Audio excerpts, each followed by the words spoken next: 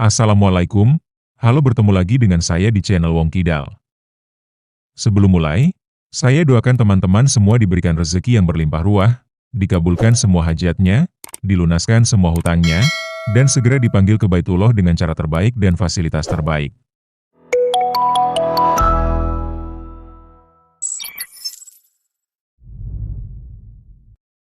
Awal film kita melihat sepasang kekasih yang bernama Rose dan Vinny. Rose baru saja berhenti menjadi seorang guru di sebuah sekolah swasta. Sedangkan pacarnya kerjanya sibuk membuat permainan online. Setelah berhenti menjadi guru, Rose bekerja bersama sang ibu sebagai marketing di perusahaan kosmetik. Rose merasa hidupnya biasa saja. Namun di mata sang ibu dan orang terdekatnya, Rose terlihat tidak menikmati hidupnya. Malam hari setelah pesta, Rose dan sang ibu ngobrol di kamar. Di sini sang ibu bertanya apa yang terjadi dengan Rose. Rose bilang dirinya baik-baik saja, apalagi sekarang dia punya pacar baru dan pekerjaan baru. Namun sang ibu melihat Rose seperti orang yang linglung. Sang ibu melihat pekerjaan ini tidak sesuai dengan minat Rose. Namun Rose bilang bahwa dia sudah mahir dalam pekerjaan ini. Lagi pula Rose juga senang bisa bekerja bersama sang ibu, di bisnis yang sang ibu dirikan sendiri. Rose ingin menjadi anak yang dibanggakan sang ibu. Di sini Rose juga cerita bahwa sang pacar mengajak tinggal bersamanya. Sampai Rose mendapatkan tempat tinggal yang baru. Hitung-hitung hemat uang sewa. Sang ibu tidak masalah, karena di barat sana tinggal bersama sebelum menikah itu sudah biasa. Berbeda dengan kita di Indonesia yang mayoritas agama Islam. Islam melarang keras perbuatan yang mendekati zina, apalagi berbuat zina. Di sini sang ibu juga bercerita kepada Rose bahwa sakitnya kambuh lagi. Rose menawarkan sang ibu berobat ke Jerman, mencari dokter terbaik. Namun kali ini sang ibu sudah pasrah. Baginya tidak ada obat yang bisa menyembuhkan penyakitnya. Singkat cerita, sang ibu meninggal dunia. Waktu itu, mantan suaminya juga ikut hadir untuk takziah. Rose sangat tidak senang melihat kehadiran sang ayah, karena Rose menganggap sang ayahlah yang menceraikan ibunya. Seminggu setelah kematian sang ibu, mereka pergi ke kantor pengacara untuk mendengarkan wasiat dari almarhum sang ibu. Di sini mereka kaget melihat sang pengacara yang datang masih muda. Nama pengacara tersebut adalah Brad. Brad adalah mitra rekanan dari Jarod. Mereka sepertinya meragukan Brad. Namun Brad langsung bisa menebak siapa saja nama orang yang hadir di hadapannya. Partner? Maybe we should ask to see his law degree. You must be Alex, Julian, Catherine, Lucas, and Zoe. Sebelum membaca isi wasiat Elizabeth, Brad bilang bahwa ibu mereka adalah wanita yang luar biasa. Brad merasa terhormat ditunjuk sebagai pelaksana wasiatnya. Your mother was an amazing woman. I'm honored. She chose me to be the executor of her. Brad mulai membacakan wasiatnya. Anak pertama yang bernama Julian mendapat warisan lukisan karya Plato. Sedangkan lukisan Tamayo diwariskan kepada istri Lukas. Rumah yang sang ibu tempati diminta tidak dijual, paling tidak sampai akhir tahun. Julian keberatan karena bayar pajaknya mahal. Namun Rose malah bilang, harusnya tidak dijual untuk selamanya, karena di sana tersimpan banyak kenangan bersama sang ibu. Terakhir saham perusahaan kosmetik milik sang ibu, yakni tempat Rose bekerja, diwariskan ke Catherine, istri Julian. Tentu saja semua orang kaget, terutama Rose. Di wasiat itu Elizabeth meminta Catherine menunjuk kepala pemasaran yang baru, padahal Rose lah kepala pemasaran saat ini. Jadi secara otomatis mulai hari ini Rose dipecat dari perusahaan kosmetik sang ibu. Wasiat terakhir, Rose akan mendapatkan warisan di kemudian hari. Tidak hanya itu, ada syarat yang harus dia penuhi. Brad mengajaknya bicara empat mata. Rose marah, dia tidak terima dengan isi wasiat tersebut. Rose meragukan kredibilitas Brad. Namun Brad bilang dirinya sudah 3 tahun menangani hal serupa. Brad juga bilang bahwa Elizabeth sangat bijaksana dan tahu apa yang terbaik untuk Rose. Rose masih marah, karena dia adalah satu-satunya anak perempuan Elizabeth. Namun tidak mendapatkan sedikit pun warisan, walaupun sofa sekalipun. Bukan uang atau harta yang Rose inginkan, yang dia inginkan hanya dipan atau kasur yang pernah sang ibu gunakan, agar dia bisa berbaring seolah-olah sang ibu masih bersamanya. Brett tahu bahwa Ross sangat dekat dengan sang ibu, karena Elizabeth berulang kali berkata seperti itu. Namun Elizabeth punya rencana lain khusus untuk Ross. Brett memberikan sebuah amplop. Dia meminta Ross membukanya ketika di rumah. Harapannya Ross bisa paham maksud sang ibu ketika membuka amplop tersebut. Singkat cerita, setiba di rumah pacarnya, Ross langsung membuka amplop tersebut. Ternyata amplop itu berisi satu DVD dan selembar kertas impian yang Ross tulis saat berusia 13 tahun. Ross langsung memutar DVD tersebut. Di dalam DVD itu berisi rekaman sang ibu yang menjelaskan bahwa dia senang menemukan daftar impian Ross. Baginya daftar itu adalah cerminan diri Ross. Oleh sebab itu, sang ibu meminta Ross untuk melakukan setiap keinginan yang pernah dia tulis. Di sana tertulis beberapa impian, yaitu menjadi guru yang hebat, membantu orang, membaca buku Moby Dick, stand-up komedi, berkemah di bawah bulan purnama, dan menemukan cinta sejati. Sang ibu meminta Ross merealisasikan itu semua. Setiap selesai satu impian, maka Brett akan memberinya satu DVD. Setelah semuanya selesai, maka dia akan mendapatkan amplop merah. Syaratnya semua harus selesai sebelum tahun baru. Jika tidak, amplopnya hangus. Esoknya, Ross menceritakan ini kepada sahabatnya. Sang sahabat meminta Ross melakukan semua yang ada di daftar ini. Namun Ross tidak mau. Dia tidak mau gara-gara warisan dia harus flashback ke belakang. Namun sang sahabat tahu betul bahwa Ross tidak cocok kerja sebagai marketing di perusahaan kosmetik. Jadi apa salahnya mencoba tantangan ini? Selain itu, Ross juga curhat kepada kakak iparnya yaitu Catherine. Catherine mempermasalahkan Ross yang tidak kunjung nikah dengan pacarnya padahal sudah 3 seri iPhone rilis. Catherine bilang ada 4 pertanyaan yang mesti dijawab sebelum melanjutkan hubungan dengan pria yang kamu cinta. Yang pertama, bisakah kamu menceritakan semua isi hatimu kepadanya? Kedua, apakah dia baik? Ketiga, apakah dia bisa membuatmu menjadi versi terbaikmu? Yang terakhir, bisakah kamu bayangkan ketika dia menjadi ayah dari anak-anakmu? Itulah 4 hal yang diminta Elizabeth renungkan kepada Catherine ketika menjalin hubungan dengan Lucas. Apabila semua cocok, maka hubungan berlanjut ke pernikahan. Setelah itu, sepanjang perjalanan Ross memikirkan 4 pertanyaan itu untuk pacarnya Finn. Apakah Finn masuk ke dalam 4 kategori pertanyaan tersebut? Setelah nyampai rumah, Ross memperlihatkan daftar impian yang harus dia lakukan. Setelah melihat respon dan jawaban Finn, Ross memutuskan untuk mengakhiri hubungannya dengan Finn. Esoknya Ross pergi menemui sang pengacara Brett. Ia mengatakan akan menjalani daftar impian tersebut satu persatu sesuai permintaan sang ibu. Dengan cara ini, Ross dapat melihat video sang ibu di DVD berikutnya. Mengapa harus melalui DVD? Tanya Ross. Brett bilang bahwa Elizabeth ingin Ross punya hal nyata yang bisa disimpan. Sebelum pergi, Ross melihat foto YG dipajang di atas meja Brett. Dia adalah Nina, pacar Brett yang saat ini ada di Chicago. Ross memulai tantangan ini dengan membaca buku Moby Dick. Dikira mudah, ternyata membaca buku itu bikin ngantuk. Belajar main piano juga Ross kerjakan. Mencari lowongan pekerjaan sebagai guru, namun masih belum berhasil. Selanjutnya Ross memberanikan diri untuk ikut stand-up komedi. Alhamdulillah berkat dukungan Brett, Ross berhasil membuat pengunjung tertawa. For a second, but I really like this t-shirt NX.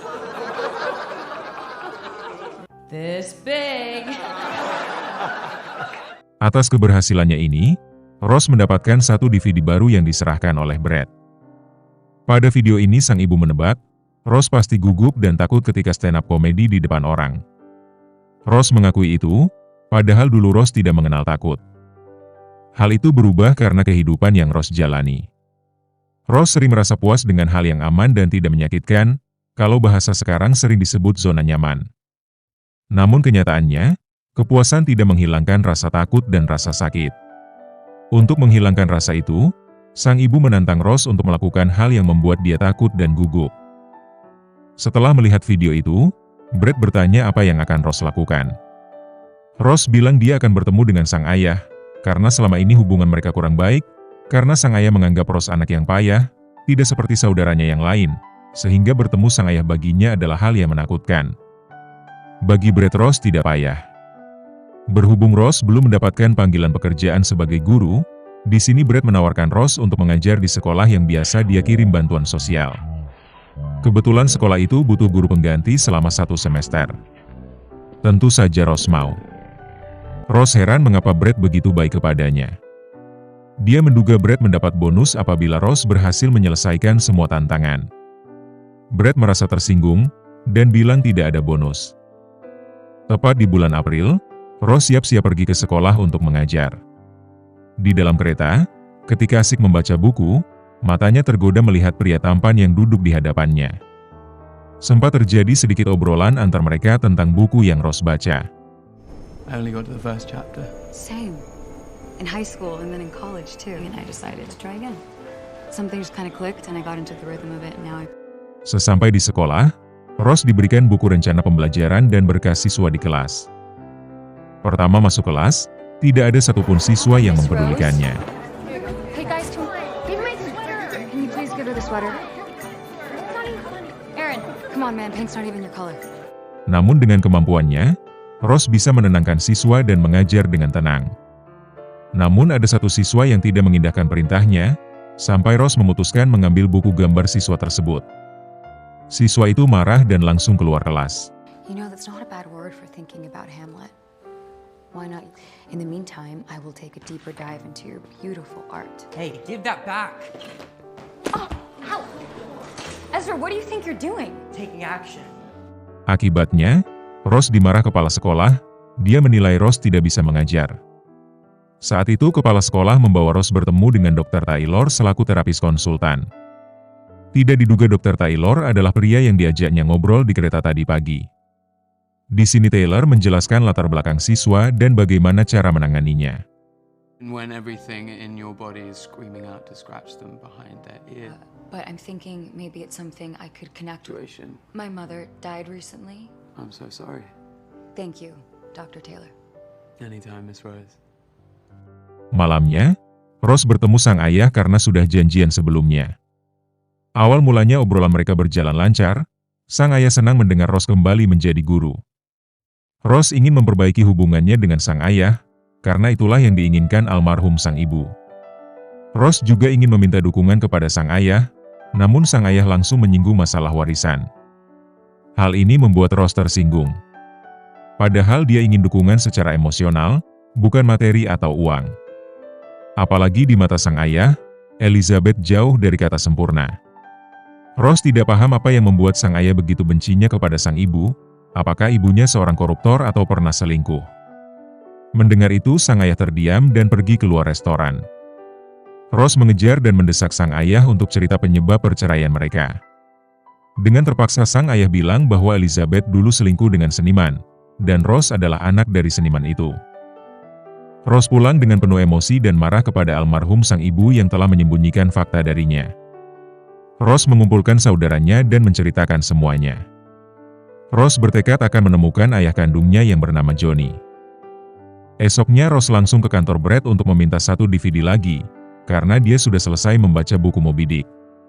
Tidak hanya itu, Rose juga cerita tentang perselingkuhan sang ibu kepada Brett. Dia juga bertanya kepada Brett, apakah sang ibu pernah cerita tentang itu. Tidak ada, rasanya sulit dipercaya, jawab Brett. Dia meminta bantuan Brett untuk mencari tahu di mana keberadaan Johnny. Di sini Rose memilihkan Johnny Das yang cocok untuk Brett. Sesampai di rumah, Rose memutar DVD ketiga. Di sini sang ibu berpesan kepada Rose bahwa jika kamu mengalami kesulitan atau kegagalan, tidak usah malu untuk meminta pertolongan kepada orang lain. If you're struggling or if you're feeling like a failure, there's no shame in asking for help. Setelah nonton video ini, Rose langsung berjalan ke rumah tetangganya untuk mendaftar sebagai murid di kelas piano. Dia diterima dengan syarat, datang tepat waktu, berlatih setiap hari, dan tampil pada bulan Juni. Sejak hari itu, Rose rajin latihan piano, agar bisa menyanyikan lagu yang sang ibu sukai, sesuai dengan daftar impiannya. Di sekolah, Rose memberikan buku dan DVD kepada siswa yang marah kepadanya. Bukannya diterima dengan baik, siswa itu malah membuang bukunya di bawah derasnya hujan. Melihat itu, Rose bergegas menemui Dr. Taylor untuk mencari solusi. Dr. Taylor malah mengajak Ross pergi ke acara bersamanya. Di acara tersebut, Ross bertemu dengan Brad dan pacarnya Nina. Ternyata Nina adalah mantan pacar Dr. Taylor. Brad juga tidak menyangka Dr. Taylor bersama Ross, karena Ross bukan tipe cewek yang biasa Taylor ajak kencan. Sepulang dari acara, Taylor bilang kepada Ross bahwa dirinya terpesona melihat Ross. Dia suka ngobrol bersama Ross. Begitu juga dengan Ross. Dan akhirnya mereka berdua pun saling sayang. Sejak malam itu, Ross dan Taylor menjadi sepasang kekasih. Pada bulan Juni Ross mengenalkan Taylor kepada saudaranya. Kali ini Lucas melihat Ross lebih ceria dari sebelumnya. Ross juga merasa demikian, hal ini berkat Taylor dan daftar impian yang satu persatu dia selesaikan. Sore itu, Ross tampil di depan umum untuk menyanyikan lagu kesukaan sang ibu.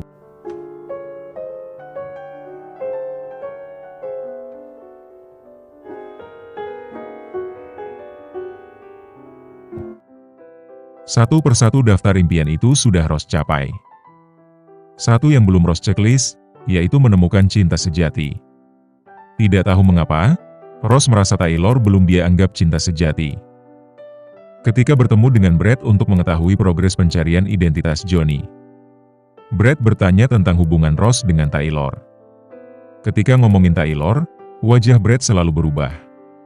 Seolah-olah muncul rasa tidak suka, padahal mereka adalah teman. Di sini Ross bilang kepada Brad bahwa dia merasa hidup di dunianya Taylor, sedangkan Taylor tidak mau masuk ke dunia Ross.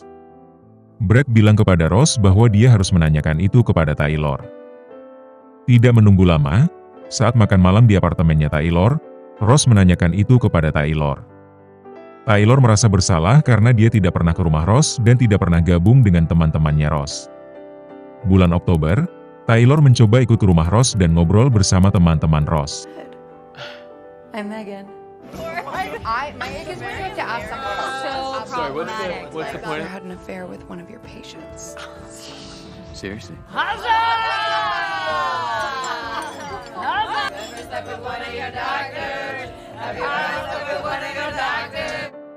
Melihat obrolan Ross dan temannya yang penuh canda tawa, Taylor merasa aneh dan risih.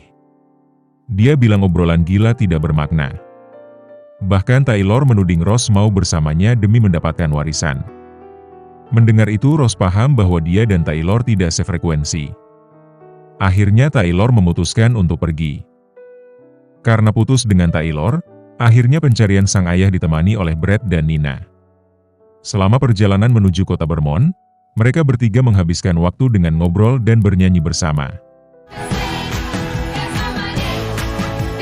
She has a neck like Audrey Hepburn. Setiba di hotel, Nina cemburu melihat Brad dan Ross yang terlihat sangat dekat ketika di resepsionis. Malamnya, Ross terlihat bingung dengan penampilannya. Brad datang bertanya kesiapan Ross, namun Ross melihat Nina tidak ada di kamar Brad. Ternyata Nina mendadak pulang ke New York karena ada pekerjaan mendesak. Akhirnya hanya mereka berdua yang pergi ke restoran tersebut. Singkat cerita, di sana Ross bertemu dengan Johnny, yang tidak lain ayah kandungnya. Mereka berdua ngobrol panjang kali lebar. Karena harus segera tampil di panggung, Johnny pamit dan berjanji akan bertemu besok di restoran hotel tempat Ross nginap. Malam itu Ross dan Brad menghabiskan waktu bersama. He's such a man's man. I know. Scream. And my dad lives here. No, rude. Well, what's true? Okay. Fact. Every single button. Now we have number.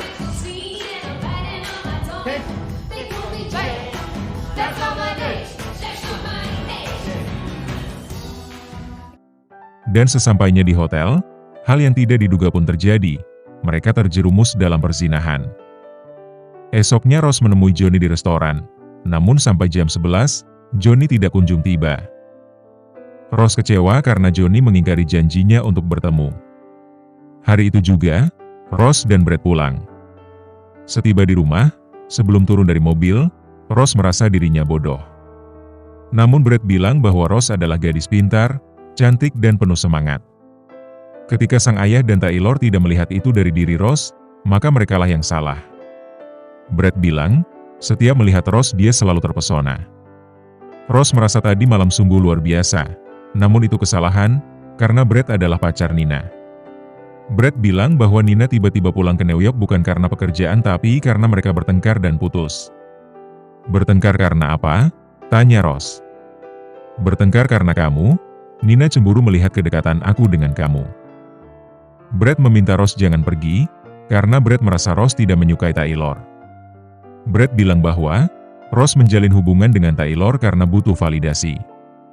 Ross tidak terima Brad menilai dirinya. Ross pun pergi dan bertemu dengan Taylor yang sudah menunggunya di dekat pintu. Taylor minta maaf apa yang telah terjadi, dia sangat merindukan Ross. Namun karena semua kehidupan yang Ross suka tidak cocok dengan Taylor, maka Ross memutuskan untuk meninggalkan Taylor. Beberapa hari kemudian, Ross, Julian dan Lucas kumpul bersama di rumah almarhum sang ibu. Malam itu mereka menikmati indahnya malam purnama bertiga.